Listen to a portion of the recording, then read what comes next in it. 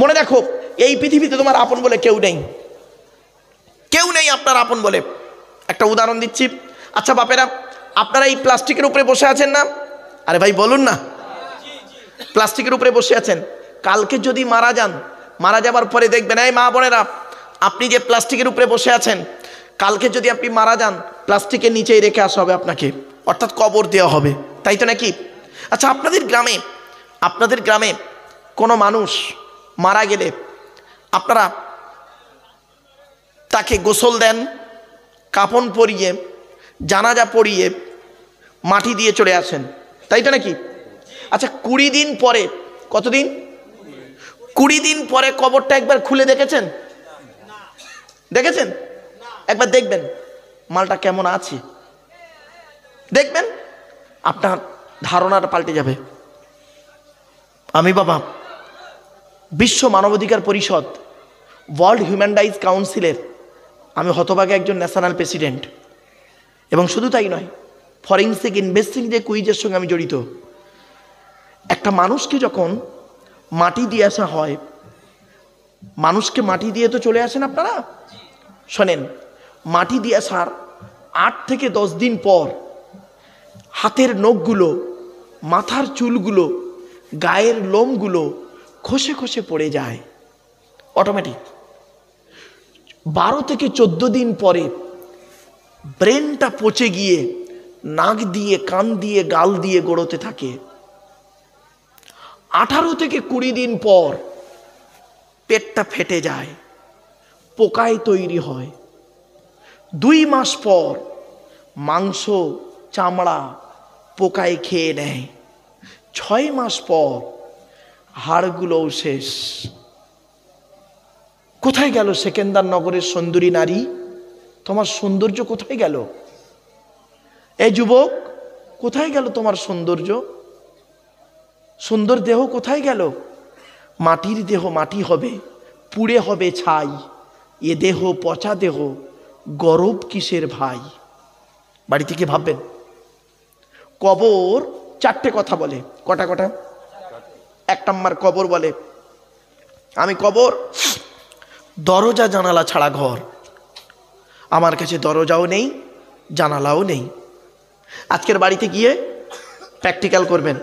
বাড়িতে গিয়ে দরজা জানালা বন্ধ করে, লাইটটা অফ করে 24 ঘন্টা থেকে দেখবেন, অনুভব করতে পারবেন কবর কি জিনিস। 2 নম্বর কবর বলে, আমি কবর সাপ বিছে পোকামাকড়ের ঘর। তোর এই সুন্দর দেহকে খাওয়ার জন্য পর্যাপ্ত পরিমাণ আমার কাছে সাপ বিছে পোকামাকড় প্রস্তুত। সুতরাং তুই এমন দেহ করে আয়, সাপ বিছে পোকামাকড় তোর দেহের ধারে বাড়ে যাবে না।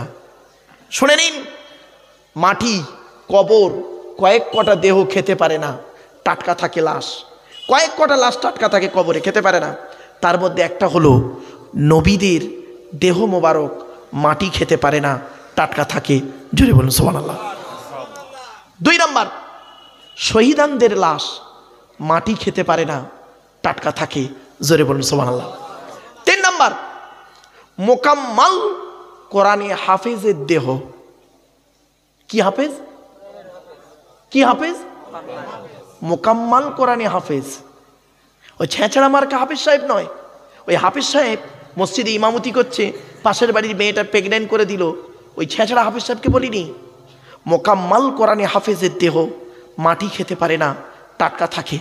একটা প্রমাণ দিচ্ছি আপনাদেরকে। আমাদের এই দেশটার নাম ভারতবর্ষ, পাশের দেশটার নাম কি?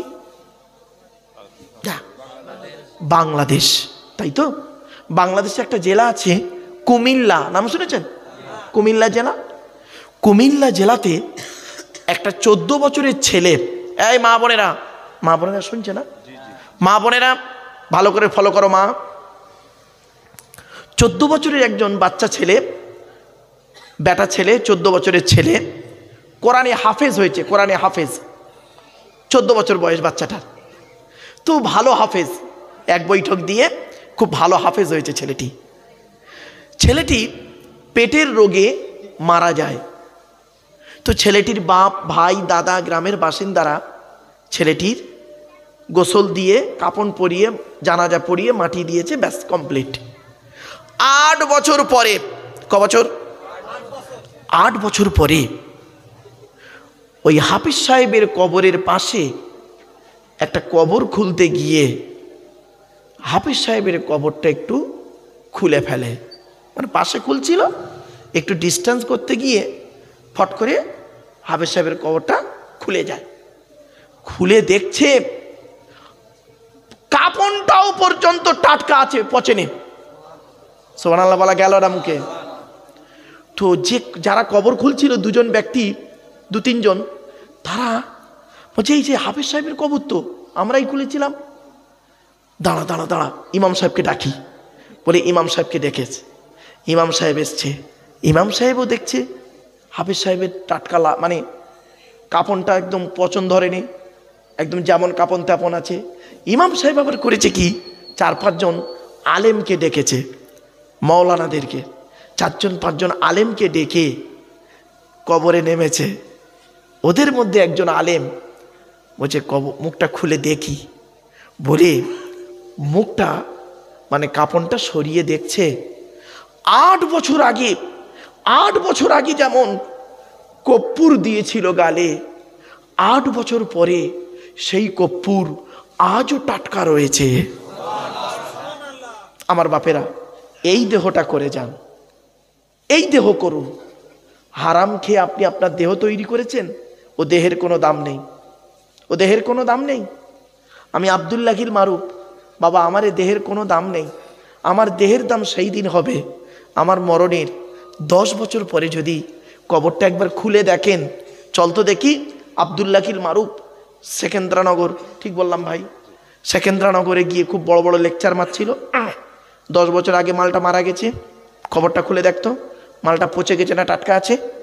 যদি কবরটা খুলে দেখেন, দেহটাও যদি টাটকা পান, কাপড়টাও যদি টাটকা পান, আপনাদের ধারণা জন্মাবে ওরে দাওয়াত করে আনাটা আমাদের লাভ হয়েছিল, ওই ঈমান নিয়ে বেটা কবরে গেছে। আর যদি দেখেন বাবা আমার মরণের 6 মাস পরে বর্ষার পানিতে কবরটা ভেঙে গেছে, দেহ তো দূরের কথা, কাপড়েরও কোনো গন্ধ নেই, ধারণা এটাই জন্মাবে ওর এলেম ছিল, আমল ছিল না। আল আলিমু বিলা আমালিন কা সাজারি বিলা সামারিন।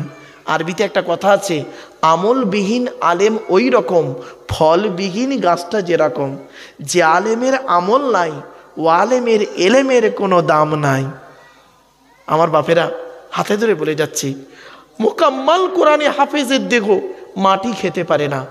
আমার মা বোনদের বলছি, মায়েরা বোনেরা, পেটের বাচ্চাকে কোরআনে হাফেজ করান, হাফেজ করিয়ে তাকে জেনারেল শিক্ষা করান। আমরাও তো করেছি, হাফেজ হয়ে মৌলানা হয়ে জেনারেলে পড়াশোনা করেছি। কি করিনি? কি আল্লাহ ডিগ্রি দেয়নি বলেন? আপনাদের দোয়ায় সব কিছু তো করেছি, আল্লাহ করিয়েছেন। কোরআনে হাফেজ করান। মনে রাখবেন, কোরআনে হাফেজের মূল্য যে কত বেশি আপনারা হয়তো অনুভব করতে পারছেন না, যারা হয়েছে তারা বুঝেছে। 4 নাম্বার, হাক্কানি আলেমের দেহ মাটি খেতে পারে না। সুবহানাল্লাহ বলেন। হাক্কানি আলেম ওই ছেঁচড়া মার্কা আলেম নয়, হাক্কানি আলেম। হাক্কানি আলেম কি করে বুঝবেন?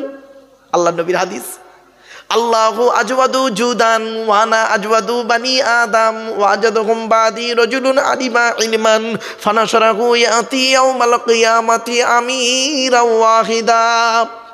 আল্লাহ নবী বলেন, আল্লাহ হলেন সবথেকে বড় দাতা, আল্লাহর পরে বড় দাতা হলাম আমি মুহাম্মদ সাল্লাল্লাহু আলাইহি ওয়াসাল্লাম। আমার পরে বড় দানশীল ব্যক্তি হলো পৃথিবীতে ওই ব্যক্তি, ওই আলেম, ওই জ্ঞানী লোকটা যে জ্ঞান অর্জন করেছে, ইলিম অর্জন করেছে, ইলিম মোতাবেক নিজে চলেছে। কি বললো?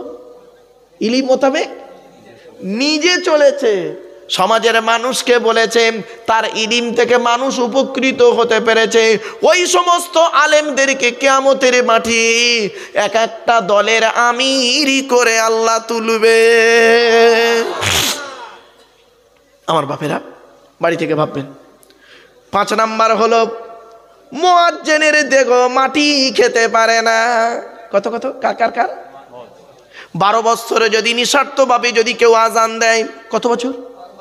12 বছরে যদি নিঃস্বার্থভাবে যদি কেউ আজান দেয়, ওই দেহ মাটি খেতে পারে না। 6 নাম্বার, কার দেহ মাটি খেতে পারে না? 6 নাম্বার, টাটকা থাকে। হালাল খানেওয়ালা মানুষেরই দেহ মাটি খেতে পারে না, টাটকা থাকে। প্রমাণ দিচ্ছি একটা। নদিয়া জেলা নাম শুনেছেন? নদিয়া জেলা, পাশেই জেলা নদিয়া। নদিয়া জেলার একজন ব্যক্তি চাষি লোক, চাষ করে খেত। এই মা বোনেরা ভালো করে শুনে নিন, বাবাজিরা মুরব্বীরা শুনে নিন। লোকটা চাষ করত, কিছু জমি ছিল, নিজের জমিতে নিজে চাষ করে খেত। আর কি করত? 5 ওয়াক্ত নামাজ পড়তো জামাতে। আর কি করত? হালাল খাবার খেত। জীবনে কোনোদিন সুদ খায়নি, কোনোদিন সুদ খায়নি জীবনে। হালাল খাবার খেত, 5 ওয়াক্ত নামাজ পড়তো, রোজা রাখতো, চাষ করত, নিজের জমিতে চাষ করত। আর কি করত? মানুষের সঙ্গে ভালো ব্যবহার করত, কাউকে আঘাত দিত না, কাউকে গিল্লা গিবত করতো না। এই চায়ের দোকানে বসে তাই বসে ওতাই বসে সমালোচনা করা, গোঁজা মারামারি লোকটা করতো না। একদম জন্মের ভালো মানুষ, সাদামাটা মানুষ। তো লোকটা মারা গেছে বৃহস্পতিবার দিনগত রাতে। বৃহস্পতিবার সারাদিন করেছে কি, লোকটা পাড়ায় পাড়ায় লোকেদের সঙ্গে দেখা করেছে। যার সঙ্গে দেখা হয়েছে তাকে বলেছে, সালাম দিয়ে মোসাফা করে বলছে, বাবা আমি যদি ভুল করে থাকি আমারে মাফ করে দিও, হ্যাঁ আমার জন্য একটু দোয়া করো, আল্লাহ যেন ঈমান নিয়ে মৃত্যু দেয়। তা 2-1 জনকে বলেছে, ভালো। ওই রাতে লোকটা মারা যায়, বৃহস্পতিবার দিনগত রাতে লোকটি মারা যায়। মারা যাওয়ার পর শুক্রবার জুম্মার পরে মাটি দেওয়া হয়েছে। 20 বছর পর, কত বছর? 20 বছর পরে ওই লোকটার বউ মারা যায়, ওই লোকটার স্ত্রী মারা যায়।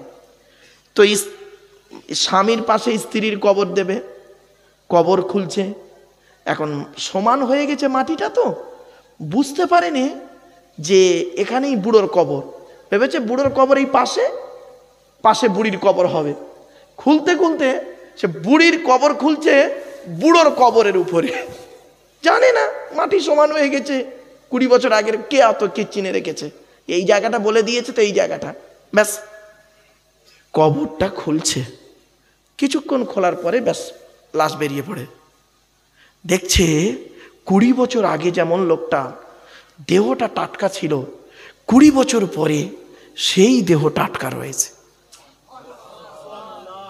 কি বুঝলেন বাপের আমার এই কথার দ্বারায়?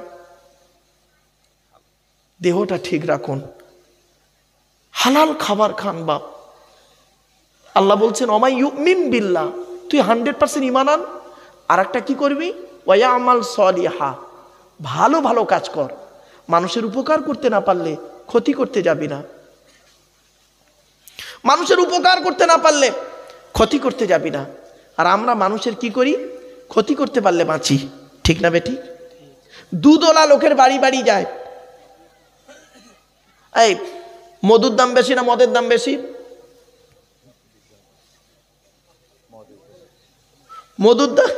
মধুর দাম বেশি না মদের দাম বেশি?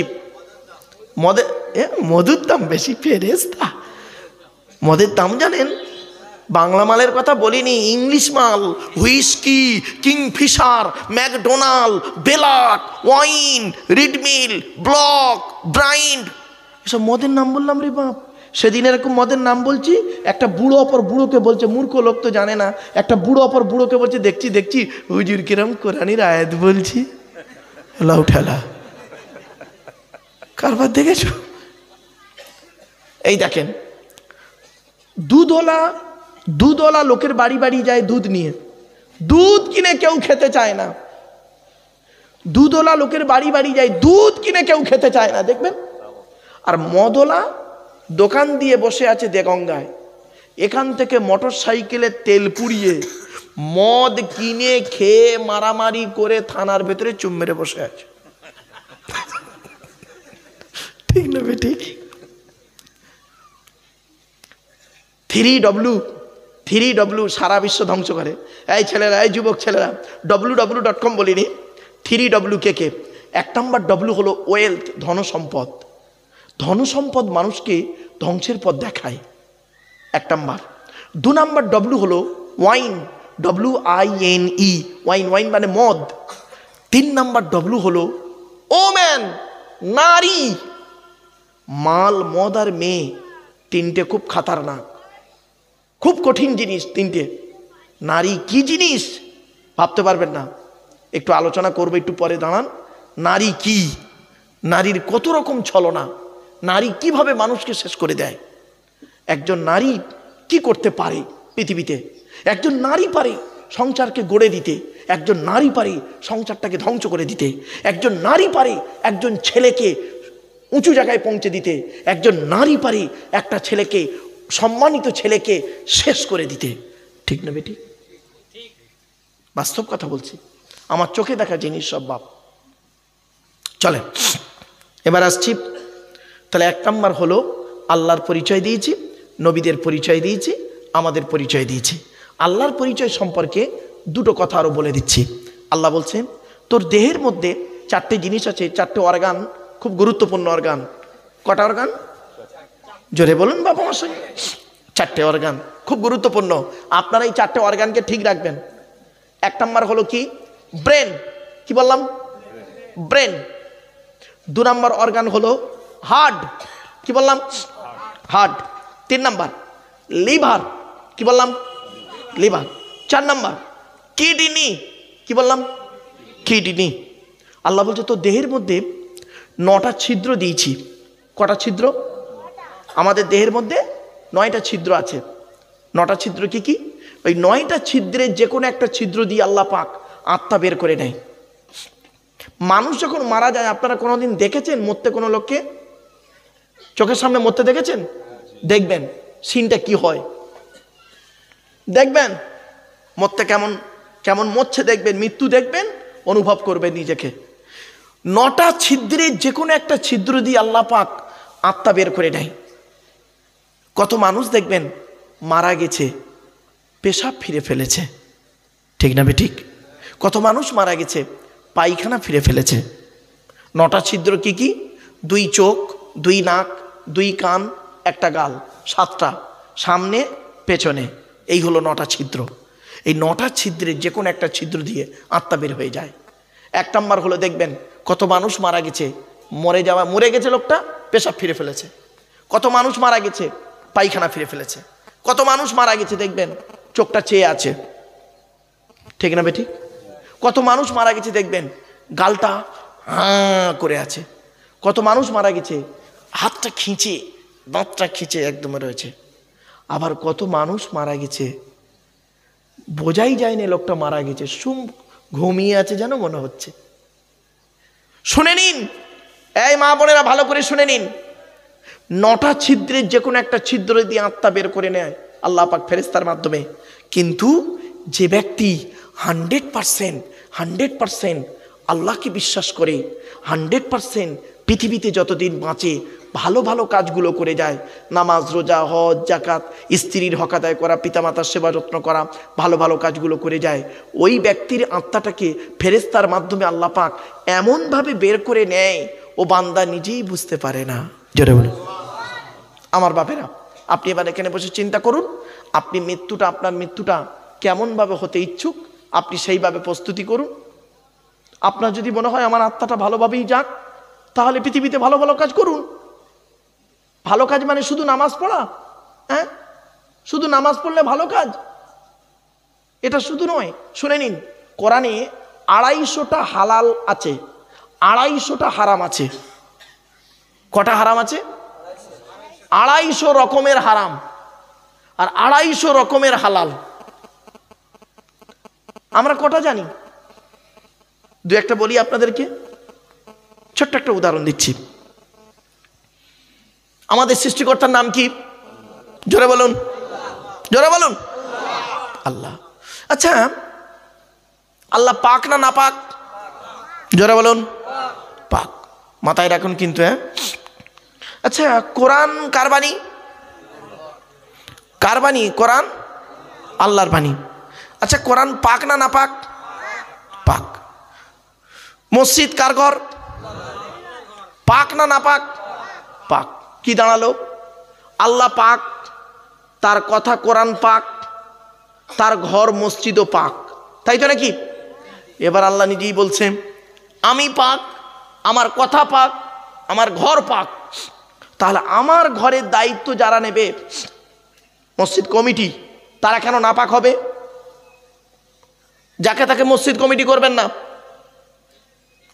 যাকে তাকে মসজিদ কমিটি করবেন না। কোরআনে লেখা আছে মসজিদ কমিটি কে হবে, বলবো? এই বলবো, মসজিদ কমিটি হতে গেলে কোরআনে আছে 5টা গুণ লাগবে। যার মধ্যে 5টা গুণ থাকবে সেই ব্যক্তি মসজিদ কমিটি হওয়ার যোগ্য ব্যক্তি, সেই মসজিদের মোতওয়াল্লি হবে যোগ্য, এবং সেই ব্যক্তি মসজিদের হত্যাকর্তা হওয়ার যোগ্য, দায়িত্ব নেওয়ার যোগ্য। আর এই 5টা গুণ যার মধ্যে নেই সে হলো অযোগ্য, অপদার্থ। খবরদার তাকে কোনোদিন মসজিদের দায়িত্ব দেবেন না, একদম কমিটিতে রাখবেন না। কি কি? আয়াতটা পড়ছি। ইন্নামা ইয়ামুরু মাসাজিদাল্লাহি মান আমানা বিল্লাহ ওয়াল ইয়াউমিল আখিরি ওয়া আকামাস সালাতা ওয়া আতাজ যাকাত ওয়া লাম ইয়াখশা ইল্লাল্লাহ ফাআসা উলাইকা আন ইয়াকুনু মিনাল মুহতাদিন। বাবাজি চলে যাচ্ছে নাকি? বাপ আসবে, যা বাপ আসবে, বেশি রাত হবে না, দোয়া করে দেবো বাপ, চিন্তা নেই। আসুন, আয়াতটা কোথায় আছে? 10 নম্বর পারা। কত নম্বর পারা? আমার সঙ্গে কথা বলুন। 10 নম্বর পারা, 8 নম্বর পৃষ্ঠার 7 নম্বর লাইন। সূরার নাম সূরা তাওবা, আয়াত নাম্বার 15। বাংলা মানেটা বা শুনুন, বাংলা মানেটা আপনারা শুনুন, নারী পুরুষ সকলকে বলছি। আল্লাহ বলছেন, আমার ঘরের দায়িত্ব ওই ব্যক্তি নিতে পারবে যাদের মধ্যে 5টা গুণ পাওয়া যাবে। 1 নাম্বার হলো যে ব্যক্তি 100% আল্লাহকে বিশ্বাস করবে, জোরে বলুন। 2 নাম্বার হলো কিয়ামতকে 100% বিশ্বাস করবে। 3 নাম্বার হলো 5 ওয়াক্ত নামাজ আদায় করবে। মসজিদ কমিটি অনেকে আছে 5 ওয়াক্ত নামাজ পড়ে না, ঠিক না বেঠিক? ফজরের নামাজে দেখবেন ইমাম সাহেব থাকে আর সাথে বুড়ো কটা থাকে। যদি একটা আল্লাহ রসুল বলে যেতেন, যদি আল্লাহ রসুল বলে যেতেন যে ফজরের নামাজে যে স্ত্রী তার স্বামীকে ফজরের নামাজে না পাঠাবে ওই স্বামী 2টো বিয়ে করবে, দেখতেন সারা রাত বউরা ঘুমোতো না, ঠিক না বেটি? আগেই তুলে দিত। আমার মায়েরা বোনেরা কথাগুলো শুনতে হয়তো খারাপ লাগছে, কিন্তু বাস্তব কথা বললাম। চলুন, 3 নাম্বার হলো নামাজ কায়েম করতে হবে। 4 নাম্বার আল্লাহ বলছেন ওয়া আতাজ যাকাত, যাকাত আদায় করতে হবে। যদি তার উপরে যাকাত ফরজ হয় আদায় করবে। ও বাবা, মসজিদের ক্যাশিয়ার হিসেব চাইলে মাল খালি পালাচ্ছে, তার মানে মাল ঘাপলা, বুঝতে পারেননি? মসজিদের জায়গা, মসজিদের জমি, মসজিদের পুকুর রয়েছে, মসজিদের নামে টাকা রয়েছে, আত্মসাৎ করে কত ব্যক্তি আছে দেখবেন, দাড়িওয়ালা টুপিওয়ালা আছে বাবা, মাদ্রাসা মসজিদের নামে চাঁদা তুলে নিজে পেটে খেয়ে নেয়, গাড়ি বাড়ি করে নেয়, ঠিক না ঠিক? আমার এই ভুল বুঝতে যাবেন না। 5 নাম্বার হলো মসজিদ কমিটি ওই লোকটা হবে ওয়ালাম ইয়াখশা ইল্লাল্লাহ, আল্লাহ ছাড়া কাউকে সে ভয় করবে না। এই 5টা গুণ যার মধ্যে থাকবে সেই ব্যক্তি মসজিদ কমিটি হওয়ার উপযুক্ত ব্যক্তি, জোরে বলুন। তাহলে এখন আল্লাহর ঘরে মসজিদের কমিটি তৈরি হয়ে গেল। এবার আসছি, মসজিদে যে নামাজ পড়ায় তারে কি বলে, জোরে বলুন। বাবা, যে মসজিদে ইমামের মাইনে কম ওই মসজিদের মুসল্লিদের নামাজ আল্লাহর দরবারে কবুল হওয়া মুশকিল আছে। খবরদার, অনুরোধ করে বলে যাচ্ছি, যে সমস্ত মসজিদের নামাম ইমাম সাহেব আছে, যে সমস্ত মসজিদে ইমাম আছে প্রত্যেক মসজিদেই থাকে, মসজিদের ইমামের মাইনে মুসলমান তোমরা কম যদি দিয়েছ, আল্লাহর কাছে জবাব দিতে হবে। এ মুসলমান কি করে দেখবেন, 1 কোটি টাকা খরচা করে মসজিদ তৈরি করে, 1 কোটি টাকা খরচা করে মসজিদ তৈরি করে, আর ইমামের মাইনে দেবার বেলা 3000 টাকা, ঠিক না বেটি? এই 3000 টাকা যদি মাসে মাইনে হয়, দিনে কত করে রোজ হয়, জোরে বলুন? 100 টাকা। আপনাদের ইমাম সাহেব আছে না চলে গেছে? সর্বনাশ করেছে। হাই রে, আয় হুজুর ভাববে আমার দিল 12টা বাজি, আয় যা চাকরিটা গেল না। ভাব, বাস্তব কথা বলছি। 19 বছর ইমামতি করেছি আমি, 19 বছর ইমামতি করেছি, 400 টাকা মাইনে। বুকটা ফেটে গেছে, বুকটা ফেটে গেছে আমার। বাস্তব কথা বলছি বাপ। জায়গাটার নাম শুনবেন না, অসুবিধা আছে, শুনলে খারাপ পাবে তারা, বিবেককে একটু চিন্তা করবে। 400 টাকা মাইনে, 19 বছর ইমামতি করে, বুঝলেন? আচ্ছা ধরুন আমি আপনাদের ইমাম, আপাতত ধরে নিন আমি আপনাদের ইমাম, আমার মাইনে 3000 টাকা যদি হয় মাসে, রোজ কত হলো? 100 টাকা রোজ। আচ্ছা 100 টাকা রোজ যদি হয়, ইমামের দায়িত্ব কি? 5 ওয়াক্ত নামাজ পড়ানো, তাই তো? 5 ওয়াক্ত নামাজ পড়ানো, তাই তো? বলুন না রে ভাই, 5 ওয়াক্ত নামাজ পড়ানো। আচ্ছা ডিউটি কতক্ষণ? 24 ঘন্টা। বলুন না এবার, 24 ঘন্টা ডিউটি। তাহলে আমি আপনাদের ইমাম, 24 ঘন্টা ডিউটি দেবো, 5 ওয়াক্ত নামাজ পড়াবো, বিনিময়ে সারাদিনে কত পাবো? 100 টাকা। আচ্ছা 5কে 100 ভাগ করলে কত টাকা ওয়াক্ত হয়? 20 টাকা। এবার আসছি, ভাবুন, নিজের বিবেককে প্রশ্ন করুন, বাড়ি থেকে ভাববেন। ফজরের নামাজ ইমাম সাহেব ক রাকাত পড়ায়? জোরে বলুন। 2 রাকাত। তা আমি আপনাদের ইমাম, ফজরের নামাজ পড়াবো, কত টাকা পাবো? জোরে বলুন। 20 টাকা। নিয়ত পাচ্ছি আল্লাহু আকবার, 1 টাকা। দোয়া সানা পড়বো, 1 টাকা। সূরা ফাতিহা পড়বো, 2 টাকা। বড় কেরাত ধরতে হবে। ওর বইয়ের কাছে ঘুম থেকে উঠেছে, 1 রাকাত নামাজ ফেল হয়ে গেলে তারপর দিন ইমাম সাহেব বাদ। আবার সালাম ফিরিয়ে ওর বাপ দাদা 14 পুরুষের নামে, গোষ্ঠী শুদ্ধর নামে এত বড় দোয়া চাইতে হবে। কালো গাই, কোলে বাছুর, 2 কিলো দুধ, খেতে দেবে খড়, হয় খোলভুসি দাও তবে তো বুঝবে। বউকে একটা 1 কেজি ওজনের ইলিশ মাছ কিনে দিয়েছো, 25 গ্রাম সর্ষের তেল দিয়ে বলছো ভেজে দাও। তাই 1 কেজি ওজনের ইলিশ মাছ 25 গ্রাম সর্ষের তেলে যদি ভাজতে যাও, তা ভাজা মাল পাবে না পোড়া মাল পাবে? বিবেককে প্রশ্ন করো। অসুবিধা হচ্ছে? এবার আসছি, ফজরের নামাজটা গেল, ক টাকা পাবো? যা 20 টাকা। এবার আসছি জোহরের নামাজ ইমাম সাহেব ক রাকাত পড়ায়? ক রাকাত? 4 রাকাত। ক টাকা পাবো? 20 টাকা। আচ্ছা জোহরের নামাজে ইমাম সাহেব কেরাত জোরে জোরে বলে না মনে মনে বলে? মনে মনে বলে। আমি আপনাদের ইমাম, আমি জোহরের নামাজ পড়াচ্ছি, 4 রাকাত নামাজ পড়াবো, 20 টাকা পাবো। নিয়ত পাচ্ছি, হ্যাঁ নিয়ত পাচ্ছি আল্লাহু আকবার। মনে মনে কেরাত তো, আল্লাহ রমজান মাস চলছে, বইয়ের শাড়ি সায়া ব্লাউজ কিনতে হবে, ছেলের জামা কাপড় কিনতে হবে, ঈদের খরচা আছে, আব্বারও জামা লুঙ্গি, মারও শাড়ি সায়া ব্লাউজ, আমারও জামা কাপড় খারাপ হয়ে গেছে কিনতে হবে, এদের মাইনে অনেক টাকা দেওয়ার ক্ষমতা আছে আল্লাহ, এরা মাইনেও বাড়ায় না, সেই 3000 টাকাই রেখে চালে। এই অনেকক্ষণ হয়ে গেছে তো, রুকুতে যেতে হবে। আল্লাহু আকবার।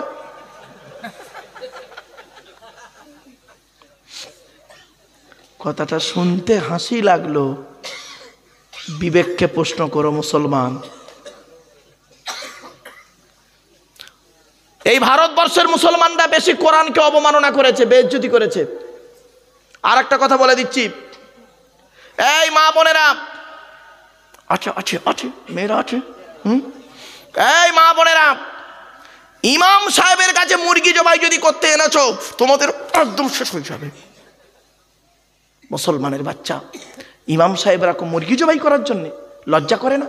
জাতির কলঙ্ক, সমাজের কলঙ্ক। এই মুরব্বীরা বলে যাচ্ছি, নিজের বাড়ির মুরগি নিজে জবাই করবে। কি বলে জবাই করবে? বিসমিল্লাহি আল্লাহু আকবার। তোমার মুরগি তুমি জবাই করবে, তোমার বাপের চাকর আছে, ইমাম সাহেব মুরগি জবাই করবে? এই মেয়ে ছেলেরা কোনোদিন ইমাম সাহেবের কাছে মুরগি জবাই করতে নিয়ে যাবে না। এ মুসলমানের বাচ্চা, এরা মুরগি জবাই করতে ভয় পায়, আর ভোটের সময় ভাই ভাইকে ছুরি মারতে ভয় পায় না, এরা মুরগি জবাই করতে ভয় পায়, মানুষ জবাই করতে ভয় পায় না। কি জাত এবার বুঝতে পারছেন? ইমামের ইজ্জত বোঝো, অনুরোধ করে বলে গেলাম। যাক, আর বেশি বলবো না। তাহলে মসজিদ কমিটি হলো, ইমাম হলো, তাই তো নাকি? আচ্ছা, যেটা আজান দেয় ওটারে কি বলে?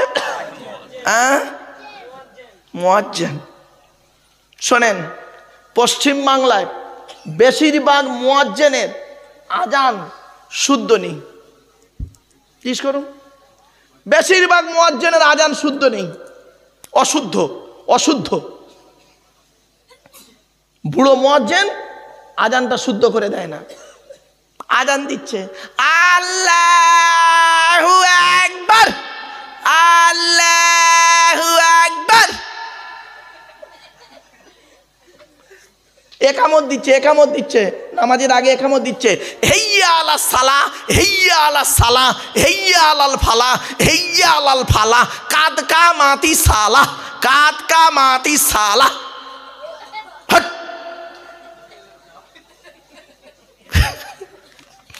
বাস্তব কথা বলছি। এজন্য দায়িত্ব হলো মুয়াজ্জিনদের বলে যাচ্ছি, বাপ আজানকে শুদ্ধ করে নেবেন, শুদ্ধ করে নেবেন। তাহলে ইমাম গেল, মুয়াজ্জিন গেল, এবার আসছি কমিটি হলো। এবার যারা নামাজ পড়ে ওটাকে, ওগুলোকে কি বলে? মুসল্লি। দেবো দেবো দেবো। এই দেখেন,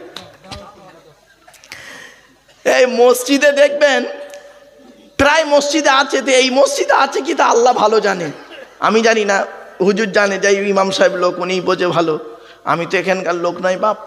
প্রায় মসজিদে আছে, কেন আমার কপালে গোটা কত জুটে ছিল, বুঝতে পারছেন? 19 বছরে গোটা কত জুটে ছিল, তাই আপনাদের বলছি। কিছু বুড়ো বুড়ো মুসল্লি আছে, এত বদমাইশ, এত বদমাইশ, ওই বুড়ো মুসল্লিগুলো কল্পনা করতে পারবেন না। ওদের মতো বদমাইশ পৃথিবীতে একটাও নেই। দু একটা বুড়ো বুড়ো মুসল্লি আছে, কি করে জানেন?